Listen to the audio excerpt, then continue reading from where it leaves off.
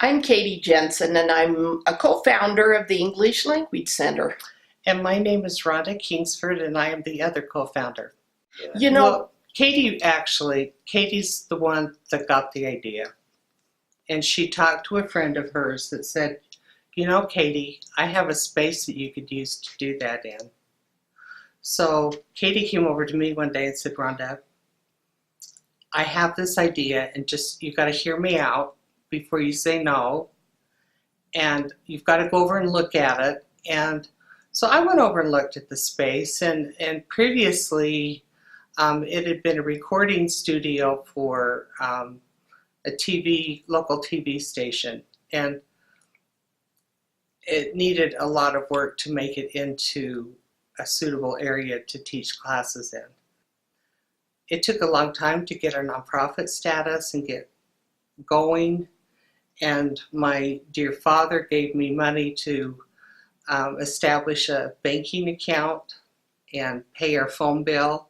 So, our family supported us from the very beginning on this. But the one thing we had going for us is both of us had already established ourselves as ESL teachers. That we knew what we were doing, and we knew that we did it well. And Katie said, I think you just write the grants and they send you money. And we learned that wasn't so. I remember telling my husband that. You just write these grants and they send you money. Yeah, not quite, but it did work after a while. But we never spent more than we had money for. Yes. We have never gone in the red until we got the building. And then we had that paid off in just a few years.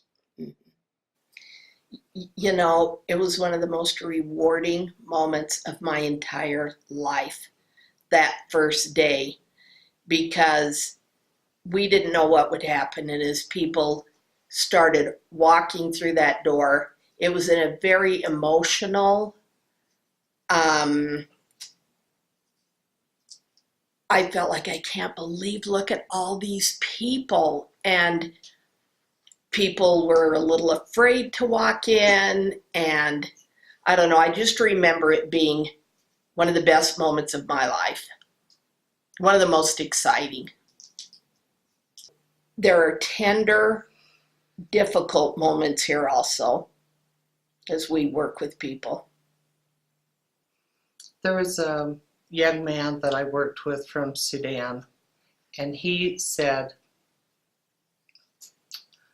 I never had a chance to learn in my country because the soldiers would bomb where we were taking classes. And so the teachers stopped traveling around to the different villages. And he always had a great desire to learn. Came to the United States all by himself, and from Salt Lake came up to Cache Valley to work with in the meatpacking plant. And he just kept learning English on his own.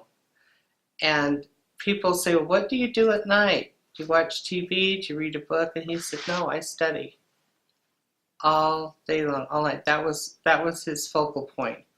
And he said, if I had been born in the United States, I would have been a professional person. And he has since gotten his GED.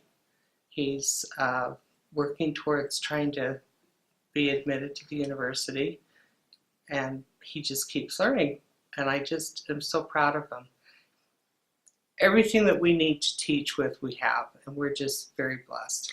And much of that, or really all of it, comes from the goodness of people who believe what we believe about changing lives. The tables and chairs, everything, is a result of people who care.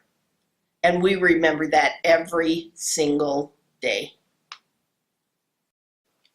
Both Rhonda and I know how important this center is really to our valley.